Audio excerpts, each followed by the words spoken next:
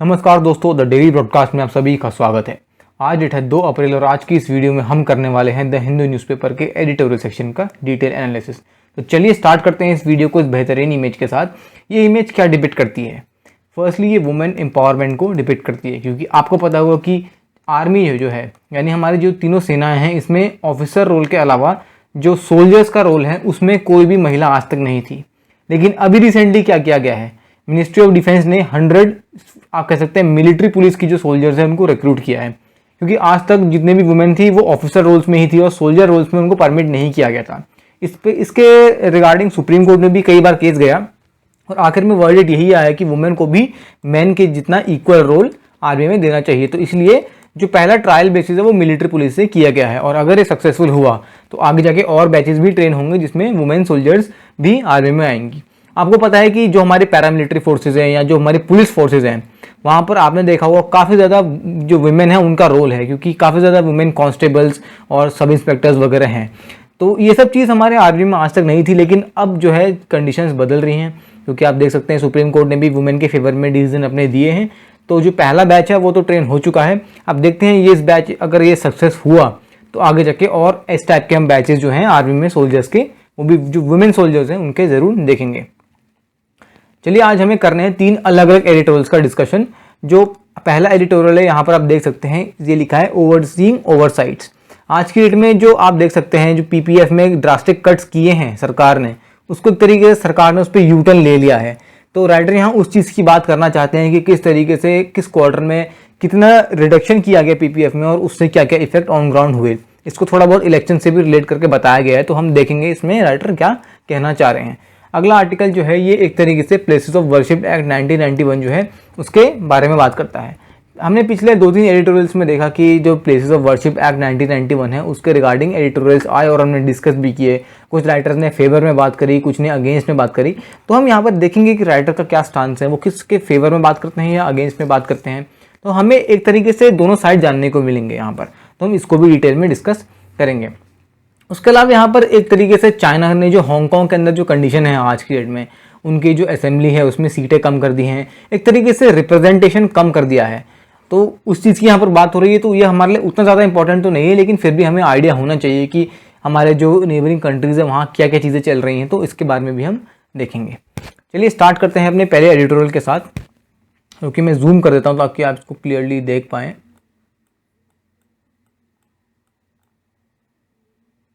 Okay, तो देखिए जैसा ये वाला आर्टिकल जो है ये प्लेसेस ऑफ वर्शिप एक्ट की बात करता है। अब किस तरीके से यहाँ राइटर बता रहे हैं कि पीआईएल फाइल की थी, क्योंकि ऐसा माना जा रहा था कि ये जो ये जो रूल है ये एक तरीके से कई सेक्शंस को वॉयलेट करता है। पहली बात तो मैं आपको इसका बता दूं कि इसके अंदर क्या क्या चीज़ें हैं। देखिए प्लेसेस ऑफ वर्शिप एक्ट 1991 ये कहता है कि 15 अगस्त 1947 में जो इस डेट में जो भी कंडीशन थी मंदिर की या मस्जिद की या गुरुद्वारे की जो भी थी वही आगे चलती जाएगी। यानी अगर 15 अगस्त 1947 को कहीं पर मंदिर बना हुआ है तो कल को कोई ये नहीं कह सकता कि यहाँ पर पहले मस्जिद था या पहले गुरुद्वारा था तो इसको तोड़ के अब दोबारा मस्जिद या गुरुद्वारा बनाए। ऐसा नहीं हो सकता, क्योंकि जो 15 अगस्त 1947 को जो चीज़ यहाँ बनी है वो वैसी ही रहेगी। लेकिन अब दिक्कत कहाँ पर आती है? अब पहली बात तो अगर इस टाइप का प्रावधान इसमें है तो जो अयोध्या का जो वर्डिक्ट आया था वो सुप्रीम कोर्ट में क्यों गया? क्योंकि वो तो पहले आप कह सकते हैं वहाँ पर मस्जिद था, तो उसको एक तरीके से मंदिर का एलोकेशन क्यों किया गया? तो इसके बारे में भी हम इस आर्टिकल में डिटेल में डिस्कस करेंगे। ऑल्दो हमने प्रीवियस आर्टिकल में भी डिस्कस किया है, लेकिन यहाँ भी हम देखेंगे। अब देखिए जैसा राइटर बता रहे हैं कि यहाँ पर किस तरीके से जो सेक्शन 3-4 हैं, यानी जो सेक्शन तो खैर काफ़ी सारे हैं इसमें, लेकिन चैलेंज जो हुए थे वो थे सेक्शन 3 और सेक्शन 4। अब एक तरीके से यहाँ पर राइटर कह रहे हैं कि ये हमारे जो संविधान है उसके बेसिक स्ट्रक्चर के अगेंस्ट जाते हैं। अब बेसिक स्ट्रक्चर की इतनी बात क्यों हो रही है? देखिए मैं आपको बता दूं तो बेसिक स्ट्रक्चर को लेके बहुत सारे कन्फ्यूजन हमारे संविधान में रह चुके हैं, कई सारे लैंडमार्क जजमेंट भी आए हैं। सबसे इंपॉर्टेंट वाला कौन सा था? Kesavananda Bharati versus union of India, जहां पर यूनियन ऑफ इंडिया देखिए जहां पर सुप्रीम कोर्ट ने यह कहा कि पार्लियामेंट कोई भी चेंज कर सकता है, हमारे संविधान में चेंजेस कर सकता है, प्रोवाइडेड कि वो बेसिक स्ट्रक्चर में कोई भी चेंजेस ना हो। अब ये बेसिक स्ट्रक्चर क्या है आप ये पूछेंगे। ये खैर मुझे भी नहीं पता कि बेसिक स्ट्रक्चर क्या है, क्योंकि हमारे कॉन्स्टिट्यूशन और सुप्रीम कोर्ट ने ऐसा कुछ बताया ही नहीं आज तक कि बेसिक स्ट्रक्चर क्या होता है। ये बेसिकली कहते हैं कि हम हर केस को देख के ही बताएंगे कि बेसिक स्ट्रक्चर जो है हमारे संविधान का क्या हुआ। इनफैक्ट अगर आप लक्ष्मीकांत भी पढ़ेंगे तो वहां पर भी बेसिक स्ट्रक्चर में ऐसा कुछ कॉन्क्रीट आपको नहीं मिलेगा जो बताता है कि बेसिक स्ट्रक्चर एक्चुअल में ऑन ग्राउंड क्या कहता है। बस उसमें कुछ आप कह सकते हैं रफ डेफिनेशन दी हुई हैं जो आपको एक आइडिया दिलवा पाएंगे कि बेसिक स्ट्रक्चर क्या होता है। तो इसकी डेफिनेशन पहली बात तो हमारे पास है नहीं। उसके अलावा जो आप मेरे से मैंने आपको बताया Kesavananda Bharati versus union of India case में बेसिक स्ट्रक्चर को ऑल्टर नहीं किया जा सकता किसी भी कंडीशन में। तो यहाँ पर यही कहा जा रहा है कि जो सेक्शन 3 और 4 जो है प्लेसेस ऑफ वर्शिप एक्ट के, वो एक तरीके से हमारे कॉन्स्टिट्यूशन के बेसिक स्ट्रक्चर को ही उनके अगेंस्ट जाते हैं एक तरीके से। अब देखिए यहाँ पर राइटर बता रहे हैं कि जो इससे पहले जो एडिटोरियल आया था मिस्टर डावे का, वहाँ पर बताया गया था कि किस तरीके से सुप्रीम कोर्ट का जो ऑब्जर्वेशन है राम जन्मभूमि केस को, ये कब आया था? ये आया था नवंबर 9, 2019 को। और एक्चुअल में कौन सा केस था? अगर फॉर्मल ग्राउंड में बात करें तो ये था एम सिद्दीकी वर्सेस महंत सुरेश दास। ये इसके नाम से जो केस था एक्चुअल में सुप्रीम कोर्ट में चला था। ऑल्दो हम तो इसको राम जन्मभूमि केस के ही नाम से जानते हैं, लेकिन अगर आपसे कभी पूछा जाए कि ये एक्चुअल केस कौन सा था तो उसका एक्चुअल नाम ये था जो फॉर्मल पेपर्स पे था। अब हम देखेंगे कि यहाँ पर जो अलग अलग सेक्शन है उसमें क्या मतलब बताया गया है। सेक्शन 5 जो है वो क्लियरली कहता है जो चीज़ मैंने आपको पहले बताई अभी थोड़ी देर पहले कि ऐसी कोई भी मतलब जो भी मतलब कंडीशन 15 अगस्त 1947 को है वही कंडीशन जो है आगे चलती जाएगी।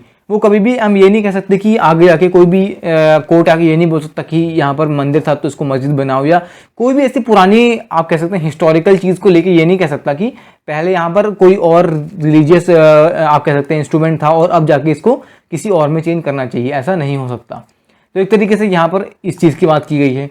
उसके अलावा बताया गया है कि किस तरीके से 2019 का जो जजमेंट है वो एक तरीके से हम कह सकते हैं प्लेसेस ऑफ वर्शिप एक्ट जो है उसकी कोई रेलिवेंस नहीं रखता। यानी प्लेसेस ऑफ वर्शिप एक्ट तो ये कहता है कि जो चीज़ पहले जैसी थी वो वैसी ही चलती जाएगी अनंत काल तक, लेकिन आप कह सकते हैं अयोध्या का जो डिस्प्यूट था उसमें सुप्रीम कोर्ट ने अपना वर्डिक्ट दे दिया। तो एक तरीके से यहाँ पर प्लेसेस ऑफ वर्शिप एक्ट की कोई महत्व नहीं रह जाता। राइटर यहाँ पर ये चीज़ बताना चाहते हैं। एक तरीके से यहाँ राइटर ये भी बता रहे हैं कि किस तरीके से इसके अंदर सुप्रीम कोर्ट ने हमारे जो फंडामेंटल राइट्स हैं उसको भी नलीफाई कर दिया है। अब किस तरीके से फंडामेंटल राइट को नलीफाई किया राइटर यहाँ पर उस चीज़ की भी बात कर रहे हैं। आर्टिकल 32, अब आर्टिकल 32 हमारे जो फंडामेंटल राइट्स हैं उनका लास्ट आर्टिकल है। फंडामेंटल राइट्स स्टार्ट कहाँ से होते हैं? ये होते हैं स्टार्ट 14 से। आर्टिकल 14 जो है वहाँ से हमारे फंडामेंटल राइट्स स्टार्ट होते हैं और चलते चलते 32 तक जाते हैं। तो देखिए जो आर्टिकल 32 है उसको हमारे जो ड्राफ्टिंग कमेटी के चेयरमैन थे कौन, भीमराव अंबेडकर, उन्होंने ये कहा था कि आर्टिकल 32 जो है वो हमारे संविधान का सोल है, यानी very soul of the constitution. ये काफ़ी इंपॉर्टेंट चीज़ है, ये एग्जाम में भी इनफैक्ट आ चुकी है कि जो भीमराव अंबेडकर जी ने किस आर्टिकल को कॉन्स्टिट्यूशन का सोल कहा है, तो वो है आर्टिकल 32। तो तरीके से बताया गया कि आर्टिकल 32 कितना इंपॉर्टेंट है। और एक तरीके से आर्टिकल 32 के अंदर सुप्रीम कोर्ट के पास ये पावर है कि वो रिट इशू कर सकता है। किस चीज़ के लिए? हमारे फंडामेंटल राइट्स के इन्फोर्समेंट के लिए। ये कहाँ पर मेंशन की गई है? देखिए हमारे पार्ट 3 जो है संविधान का उसमें मेंशन की गई है। अब रिट्स क्या क्या होते हैं मैं आपको पूरा डिटेल में तो नहीं बताऊंगा, लेकिन कुछ एग्जांपल बताता हूँ। जैसे हाबियस कॉर्पस होता है, मैंडेमस होता है, प्रोहिबिशन होता है, सेरिशरी होता है, क्यो वारंटो होता है। ये सारे हमारे सुप्रीम कोर्ट और हाई कोर्ट जो रिट्स इशू करते हैं ये वो होते हैं। अब एक क्वेश्चन मैं आपसे पूछना चाहता हूँ कि मुझे आप ये बताइए कि रिट्स को लेकर पावर सुप्रीम कोर्ट के पास ज़्यादा है या हाई कोर्ट के पास ज़्यादा है? मैं आपको चलो इसमें हिंट भी देता हूँ, हाई कोर्ट के पास इसमें पावर ज़्यादा है, लेकिन किस रिस्पेक्ट में है? मतलब ऐसी कौन सी जगह है जहाँ सुप्रीम कोर्ट ना रिट का ज्यूरिसडिक्शन मतलब यूज नहीं कर सकता और हाई कोर्ट यूज कर सकता है? अब ये मुझे कमेंट सेक्शन में बताइए। तो यहाँ बताया गया कि किस तरीके से आर्टिकल 32 के अंदर जो रिट का आप कह सकते हैं प्रावधान हमारे सुप्रीम कोर्ट के पास है वो सुप्रीम कोर्ट यूज कर सकता था वहाँ पर। उसके अलावा बताया गया कि किस तरीके से बाकी जो कोर्ट है उन्होंने भी एक तरीके से इस टाइप का ही जजमेंट दिया है। अब यहाँ पर बताया जा रहा है कि किस तरीके से सुप्रीम कोर्ट के पास जुडिशियल रिव्यू की पावर जो है वो सुप्रीम कोर्ट एक्सरसाइज करता है, और वो भी एक तरीके से हमारे संविधान का बेसिक स्ट्रक्चर जो है उसी के रिस्पेक्ट में होती है। लेकिन अब यहाँ पर राइटर बताना चाहते हैं कि किस तरीके से बाकी जो जितने भी कोर्ट हैं उन्होंने इस चीज़ को कर्टेल किया, इसका एक तरीके से कह सकते हैं यूज प्रॉपर्ली नहीं किया, और आज की डेट में हम देख सकते हैं हमारे फंडामेंटल राइट्स जो है उनका हनन हो रहा है, ऑल्दो हम इस चीज़ को रियलाइज नहीं कर रहे हैं। अब जो हमारा संविधान का जो प्रीएम्बल है वो एक तरीके से बताता है कि हमारे आज की डेट में हम सिटीजन्स के लिए क्या इंपॉर्टेंस है, हमारे बिलीफ की, हमारे फेथ की, हमारी वर्शिप जो है, इन सब चीज़ों की कितनी इंपॉर्टेंस है, क्योंकि ये डायरेक्टली प्रीएम्बल में मेंशन की गई हैं। और अभी का जो करंट फॉर्मेट है ये जो प्लेसेस ऑफ वर्शिप एक्ट 1991 है, इसके जो जितने भी प्रोविजंस हैं उनको नलिफाई करते हैं, उनको एक तरीके से वीक कर देते हैं, क्योंकि इतने प्रोविजंस होने के बावजूद भी जब केस सुप्रीम कोर्ट में जा रहा है तो राइटर कह रहे हैं कि एक तरीके से जो भी हमारे प्रेम्बल में लिखा है इसकी एक तरीके से यहाँ बताया जा रहा है कि कोई वैल्यू नहीं रह जाती। उसके अलावा बताया जा रहा है कि हमारे जो फेथ बिलीफ और वर्शिप है इसकी फाउंडेशन जो है इसकी नींव आर्टिकल 25 और आर्टिकल 26 में भी है। देखिए प्रेम्बल में तो है ही है, उसके अलावा हमारे फंडामेंटल राइट्स में भी है। तो इस तरीके से राइटर यहाँ बताना चाह रहे हैं कि हमारे कौन कौन से फंडामेंटल राइट्स जो हैं इसके तहत वॉयलेट हुए हैं। अब बात ये नहीं है कि सिर्फ अयोध्या राम जन्मभूमि का जो डिस्प्यूट था उसी में इस टाइप की कंट्रोवर्सी जो है देखी जा रही है। प्लेसेस ऑफ वर्शिप एक्ट जो है उसमें से मैं आपको बताता हूँ कि अयोध्या राम जन्मभूमि का जो इशू था उसको एक्सक्लूड कर दिया था। अब एक्सक्लूड क्यों किया था? ये कहा था कि क्योंकि देखिए प्लेसेस ऑफ वर्शिप एक्ट तो 1991 में बना, लेकिन अगर कोई भी चीज़ कोर्ट में पहुंच जाती है 1991 से पहले, यानी इस एक्ट के बनने से पहले अगर कोई भी चीज़ कोर्ट में जाती है तो वो इस एक्ट के तहत नहीं आएगी। यानी 1991 से पहले तक आप ये कह सकते थे कोर्ट में जाके कि पहले तो यहाँ पर मस्जिद था तो अब मंदिर बनाए, या मंदिर था अब गुरुद्वारा बनाए, या जाके कह सकते थे। लेकिन 1991 के बाद जब से ये एक्ट बना है तब से आप ये ऐसी चीज़ें नहीं कह सकते। लेकिन क्योंकि राम जन्मभूमि का जो इशू है वो इससे पहले से चला आ रहा था तो एक तरीके से उसको इस एक्ट से एग्जेम्प्ट किया था। और वो अकेला नहीं था जिसको एग्जेम्प्ट किया था। ये जनरली जनता में मिसकंसेप्शन है, क्योंकि जनता को लगता है कि सिर्फ जो राम जन्मभूमि का इशू है वो ही एग्जेम्प्टेड था, बल्कि मथुरा और वाराणसी के जो मंदिर हैं उनके जो डिस्प्यूट हैं उनको भी एक तरीके से एक्सेप्शन दिया था। और राइटर बोल रहे हैं कि ये बिल्कुल अनएक्सेप्टेबल है कि तुमने मतलब एक तरीके से तीन चीज़ों को, अयोध्या का जो डिस्प्यूट था, मथुरा का, वाराणसी का जो डिस्प्यूट था, उन तीनों को एक तरीके से बाहर निकाल दिया। और एक तरीके से ये हम जैसे इंसानों की जो भावना है उनको ठेस पहुंचाता है, ऐसा राइटर यहाँ पर कहना चाहते हैं। अब यहाँ पर राइटर बता रहे हैं कि किस तरीके से जो वाराणसी का इशू था वो कौन सा था, Ismail Faruqui versus union of India, जो 1994 के टाइम में कोर्ट में गया था, लेकिन फिर भी वो एक तरीके से एग्जेम्प्ट किया था। खैर हम उसमें इतना इंडेप्थ जाते नहीं क्योंकि यहाँ पर भी उसमें इसके रिगार्डिंग बात हुई नहीं है। अब यहाँ पर बात करते हैं section 4 places of worship act. Section 4 के फर्स्ट पार्ट में बताया गया है कि किस तरीके से 15 अगस्त 1947 को, जो बात मैंने आपको थोड़ी देर पहले बताई, 15 अगस्त 1947 को जो कंडीशन ऑन ग्राउंड है, यानी अगर मंदिर है तो मंदिर ही रहेगा, मस्जिद है तो मस्जिद ही रहेगा, ये चीज़ अनंत काल तक चलती रहेगी, इसमें कोई सवाल उठा ही नहीं सकता। सीधे सेक्शन 4 में ये चीज़ मेंशन की गई है। लेकिन फिर भी यहाँ पर बता रहे हैं किस तरीके से ये वाराणसी मथुरा वाले जो डिस्प्यूट्स हैं उनको बाहर एक्सक्लूड कर दिया है। ऊपर से तो सुप्रीम कोर्ट ने ऐसा जजमेंट भी दे दिया कि मस्जिद जो है उस मस्जिद के में जो आप कह सकते हैं नमाज जो पढ़ी जाती है, यानी जो प्रेयर जो हमारे जो मुस्लिम भाई करते हैं वो कहीं भी ऑफर की जा सकती है। उसके लिए जैसे अब मंदिर में क्या है, यहाँ पर सुप्रीम कोर्ट ने ये कहा कि मंदिर में तो ऐसा है कि मंदिर के अंदर जाके पूजा अर्चना जो है अंदर जाके ही होती है, लेकिन नमाज जो पढ़ी जाती है उसके लिए कोई आपको प्रॉपर ग्राउंड नहीं चाहिए। ऐसा राइटर यहाँ कह रहे हैं कि वो तो कहीं भी पढ़ी जा सकती है, ऐसे किसी ओपन मैदान में, किसी रेलवे प्लेटफॉर्म्स में, जैसा हम देखते हैं कई हमारे मुसलमान भाई बहन करते हैं, क्योंकि उनका धर्म उस तरीके से उनको वो चीज़ें बताता है। तो वही चीज़ यहाँ पर ऐसा सुप्रीम कोर्ट ने भी जजमेंट दे दिया जो बिल्कुल भी सही नहीं है, क्योंकि ये एक तरीके से हमारी धार्मिक भावना जो है उनको ठेस पहुंचा सकता है। आपने ऐसा हो गया यहाँ पर कि सुप्रीम कोर्ट ने एक धर्म को ज़्यादा फेवर कर दिया और दूसरे धर्म को फेवर नहीं किया। तो यहाँ पर एक तरीके से जो सुप्रीम कोर्ट का एक्चुअल काम है, यानी प्रॉपर जजमेंट देना, बिल्कुल न्यूट्रल रह के, वो यहाँ पर नहीं हुआ।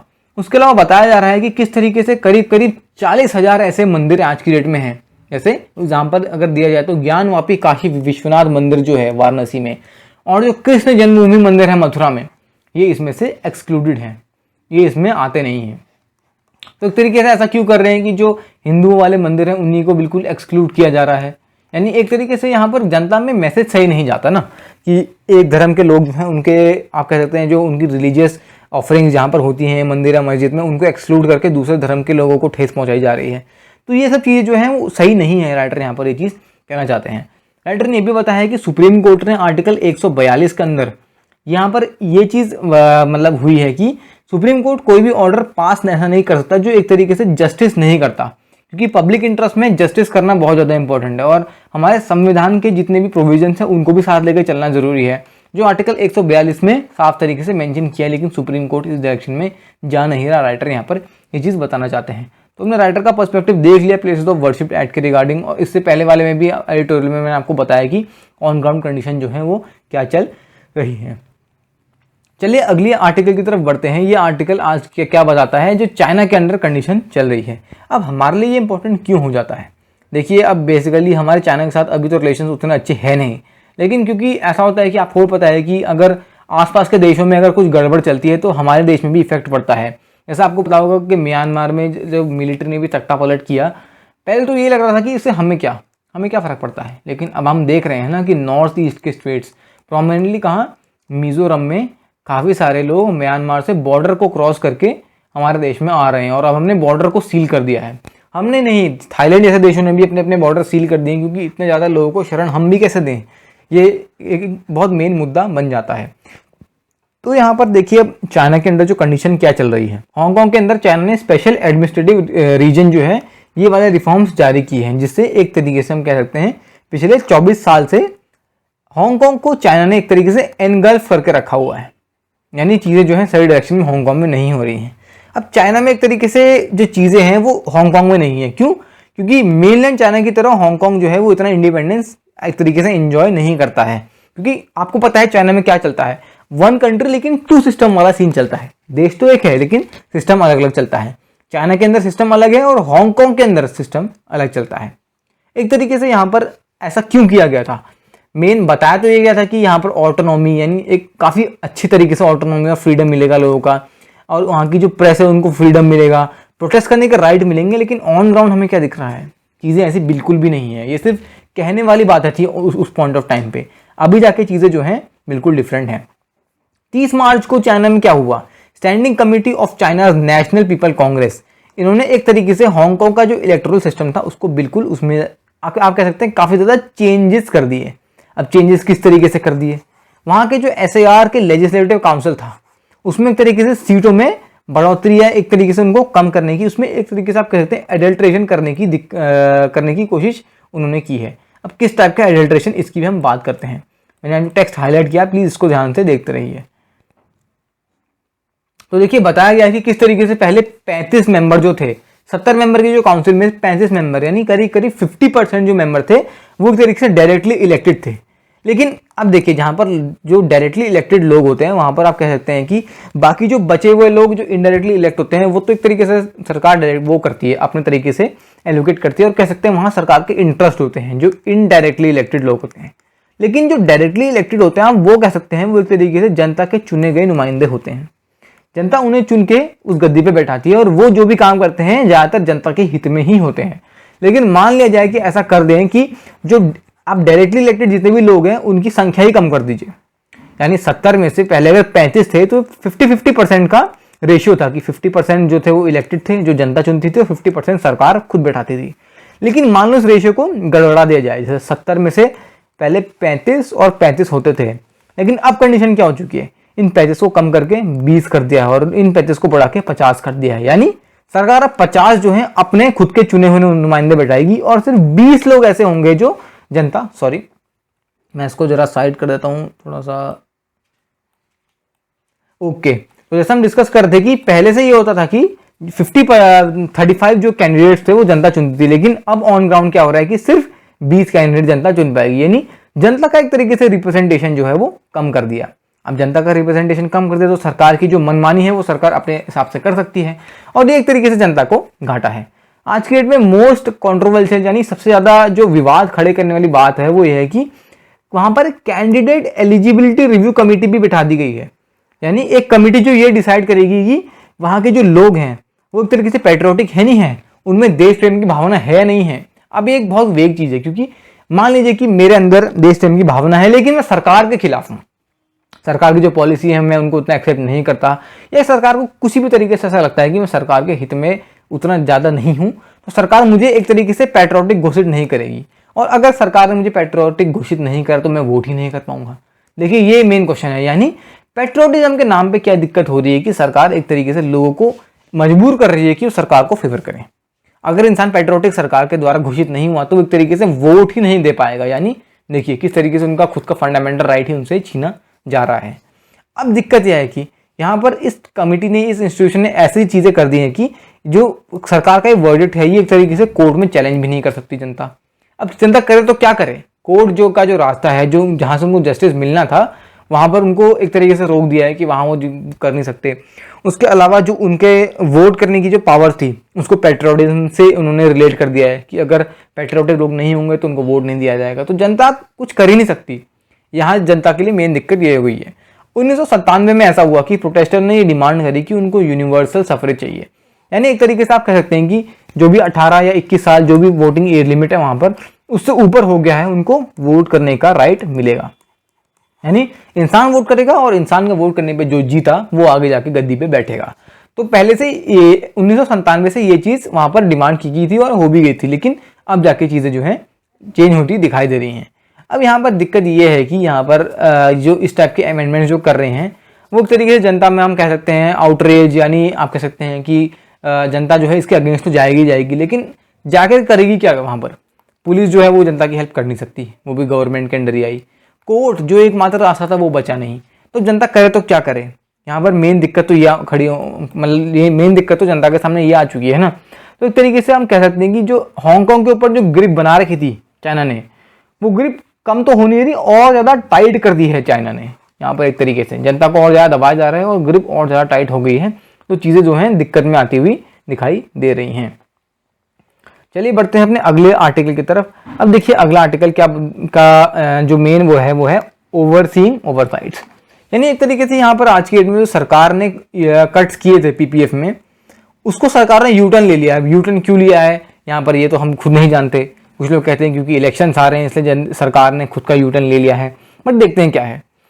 बजट जो हमारा अभी पेश हुआ था 2021 का, अब उसमें एक तरीके से इकोनॉमिक अफेयर कमेटी जो थी उन्होंने क्या किया कि उसको 40 बेसिस पॉइंट से कम कर दिया था 0.4 से, और पहले कितना था जैसे 110 बेसिस पॉइंट का था उसको 40 बेसिस पॉइंट से कम कर दिया, यानी ये पिछले 46 साल में सबसे कम हो चुका था। एक तरीके से हमारे जो स्मॉल सेविंग्स के जो इंस्ट्रूमेंट्स होते हैं उनको बिल्कुल इतना कम कर दिया पिछले 46 सालों में। अब क्योंकि ये सब चीज़ें कम हुई तो सिंपल सी बात है जो जनता है उन पर तो इफेक्ट आएगा। तो जनता पे जब इफेक्ट आने लगा और जो सरकार ने देखा कि अभी इलेक्शन के टाइम पे इस टाइप की चीज़ें बैकफायर कर सकती हैं, तो सरकार ने इस पर यूटर्न ले लिया। अब देखिए यहाँ पर सिंपल सी बात है, दिखाई देता है सरकार किस तरीके से चीज़ों को बचाने की कोशिश कर रही है कि जब अपने हित में जब चीज़ें चाहिए तब वो अपने हित में उसको इम्प्लीमेंट कर देती हैं, लेकिन जहाँ फायदे की बात आती है वहाँ पर चीज़ों को रिलैक्स कर देती हैं। एक तरीके से यहाँ पर जिस तरीके से स्मॉल सेविंग्स रेट पे इंटरेस्ट जो सरकार का है वो एक तरीके से हम कह सकते हैं कि बढ़ता ही जा रहा है। हर क्वार्टर का हम देखें तो कंपेरेबल टेन्योर से सरकार को इससे फायदा ही हो रहा है, लेकिन सरकार फिर भी इसको कट करती जा रही है। अब अपोजिशन की बात करें तो अपोजिशन तो सिंपल सी बात कर रहा है कि जो अनएम्प्लॉयमेंट है वो बहुत ज़्यादा बढ़ रहा है, महंगाई जो है वो हर क्वार्टर में बहुत ज़्यादा बढ़ रही है, तेल के दाम जो है बहुत ज़्यादा बढ़ रहे हैं, और इतना कुछ होने के बावजूद भी सरकार जो है जनता को एक के बाद एक झटके दिए जा रही है। तो जनता कितना सहेगी, मेन बात तो यहाँ पर ये है ना। इसके अलावा देखिए यहाँ पर जनता सरकार का तो ये कहना है कि ऐसा करने से, यानी उन्होंने जो करीब 40 बेसिस पॉइंट का जो रिडक्शन किया है वो करने से करीब सरकार को 12.05 यानी 12 लाख करोड़ रुपए कह लीजिए, इसकी जो बोरोइंग्स हैं वो एक तरीके से नहीं करनी पड़ेंगी। इतनी उनको सरकार को एक तरीके से फायदा होगा। लेकिन अब अगर उन्होंने नहीं किया इसको इम्प्लीमेंट, तो एक तरीके से सरकार को इतना लाख जो है बोरो करना पड़ेगा, क्योंकि एक तरीके से हाई स्मॉल सेविंग रेट जो है वो एक तरीके से लो इंटरेस्ट रेट जनरेट करते हैं, सरकार ऐसा कहना चाहती हैं। अब यहाँ पर देखिए जैसे मैंने आपको बताया कि अलग अलग क्रिटिक्स अलग अलग बातें कह रहे हैं, तो मोस्टली सब यही कह रहे हैं कि क्योंकि अभी प्राइम मिनिस्टर जो हैं वो अलग अलग आप कह सकते हैं राज्यों के राउंड में हैं जहाँ पर इलेक्शन अभी होने वाले हैं, तो तरीके से यहाँ कह रहे हैं कि इलेक्शन का प्रोपेगेंडा जो है वही यहाँ पर जो हमारी सरकार है उसको ये सब करने में मजबूर कर रहा है, वरना सरकार उन सब आप कह सकते हैं में से तो है ही नहीं जो जनता के हित में सोचे, ऐसा राइटर यहाँ पर कहना चाहते हैं। तो हमने देखा है आप आज की एडिटोरियल में 3 अलग अलग एडिटोरियल्स को डिस्कस किया। इसमें से कुछ एडिटोरियल्स इंपॉर्टेंट थे और कुछ में उतना ज़्यादा इंपॉर्टेंट चीज़ें नहीं थी, लेकिन फिर भी हमने सबको डिस्कस कर लिया। आई होप आपको ये एडिटोरियल पसंद आया होगा। अगर पसंद आया तो डेफिनेटली वीडियो को लाइक कीजिए, अपने फ्रेंड्स के साथ शेयर जरूर कीजिए ताकि ये वीडियो उन तक भी पहुँचे, और नॉलेज जो है वो शेयर करने से ही इंक्रीज होती है। चैनल को सब्सक्राइब जरूर कर लीजिए और बेल आइकन को भी दबा दीजिए ताकि आपको इस टाइप की वीडियो अपडेट्स हमेशा मिलते रहें। तो आज की वीडियो के लिए इतना ही, धन्यवाद।